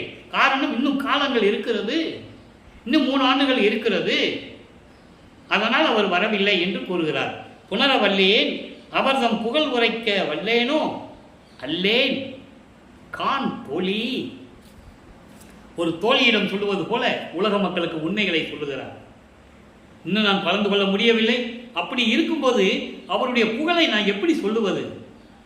அல்லேன், சொல்ல முடியாது தோழி, உலக மக்களே, அவருடைய புகழை நான் எப்படி சொல்லுவது என்று சொல்லி இந்த அனுபவ மாலையை நமக்கு அருளியிருக்கிறார்கள். எனவே அன்பர்களே, இதுவரையில் வல்லப்பமன்னர்கள் வருவிக்க உற்ற 48 ஆண்டுகள் வரையிலும் இறைவனுடைய திருவிளையாடல் எப்படி நடந்தது என்பதை ஒவ்வொரு திருமுறையிலிருந்தும் ஒவ்வொரு பாடலிலிருந்தும் விளக்கமாக பார்த்துவிட்டோம். எனவே அன்பர்களே, இறைவன் அழைக்கிறார். சுத்த சன்மார்க்கத்துக்கு வாருங்கள் வாருங்கள் என்று அழைக்கிறார். சுத்த சன்மார்க்கத்துக்கு வாருங்கள். சுத்த சன்மார்க்கம் என்பது வேறு ஒன்றும் இல்லை, ஒரு தனி மார்க்கம். இந்த சமயங்கள், மதங்கள், மார்க்கங்கள் இல்லாத ஒரு நிலை, கடவுளை நேரடியாக அடையக்கூடிய ஒரு நிலை, கடவுளை நேரடியாக அடையக்கூடிய ஒரு நிலை. உருவ வழிபாடு இல்லை, அர்ச்சனை இல்லை, அபிஷேகம் இல்லை, புரோக்கர் இல்லை, புரோகிதர் இல்லை. நீங்கள் நேராக வந்தீங்கன்னா தீபத்தை பார்த்துட்டு உங்கள் குறைய சொல்லிட்டு போகலாம். ஆனால் நீங்கள் எப்படி வரணும், அதான் முக்கியம். கொலையும் குலையும் தவிர்த்து வர வேண்டும். அசைவ உணவுகளை அறவே நீக்க வேண்டும். உயிர் இரக்கம் இருக்க வேண்டும். ஒரு உயிரை கொன்று அந்த பிணத்தை நாம் உணவாக எடுத்துக்கொள்ளக்கூடாது. நாறுகின்ற பிணம் என்று கூறுவார் வள்ளல் பெருமான். அதான் சுத்த சன்மார்க்கம், வேற ஒன்றும் இல்லை. அதை விட்டணும். இறைவன் ஒருவனே என்ற நிலைக்கு வந்து ஜோதி வழிபாடை மேற்கொண்டு அருட்பெருஞ்சோதி அருட்பெருஞ்சோதி தனிப்பெருங்கருணை அருட்பெருஞ்சோதி ஒரே மகாமந்திரம் தான், அது போதும் உங்களுக்கு. மகாமந்திரம் சொல்லி இறைவனுடைய அருளை பெற்றுக்கொண்டு இந்த வையகத்திலே நீங்கள் வாழ்வாங்கு வாழ வேண்டும். நோயற்ற வாழ்வில் வாழ வேண்டும். இந்த உலக மக்கள் அனைவரும் நோயற்ற வாழ்வில் வாழ வேண்டும் என்று இறைவனுடைய தயவோடையும் கருணையோடையும் வாழ்த்தி இந்த வள்ளலார் ஒளியன் விடைபெறுகிறேன். மீண்டும் நாளை சந்திப்போம். நன்றி, வணக்கம். அருட்பெருஞ்சோதி அருட்பெருஞ்சோதி தனிப்பெருங்கருணை அருட்பெருஞ்சோதி. நாளையும் இறைவனுடைய திருவிளையாடல் தொடரும். கண்டு மகிழ்ந்து இறைவனுடைய அருளை பெற்றுக்கொள்ளுங்கள்.